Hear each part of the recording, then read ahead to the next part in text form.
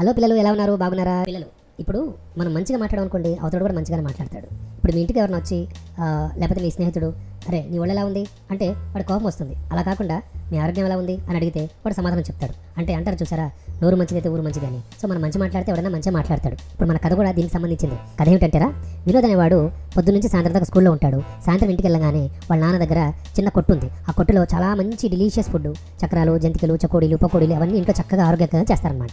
ఒకరోజు ఆ షాప్కి ఒక మేనేజర్ వచ్చాడు, ఒక మార్కెటింగ్ మేనేజర్ వచ్చాడనమాట. ఈ చకోడీలు, జంతికలు ఒక బ్రాండెడ్ ఐటమ్గా నేను ప్రమోట్ చేయాలనుకుంటున్నాను, మరి మీ బిజినెస్ ఏంటండి అని అన్నాడు. కానీ ఇంత గట్టిగా ఇంత మంచిగా వ్యాపారం చేస్తున్నారు కదా, దీనికి ఏమైనా చిట్కా ఉందా అని అడిగాడు. అప్పుడు వినోద్ని పిలిచి పరిచయం చేశాడు. వినోద్, మేనేజర్ అంకుల్, నేనేంటంటే చాలా చక్కగా నవ్వుతూ అందరినీ అట్రాక్ట్ చేస్తూ మాట్లాడుతున్నాను అంకుల్, అందుకే మా నాన్నగారి వ్యాపారం చాలా బాగుంది అన్నాడు.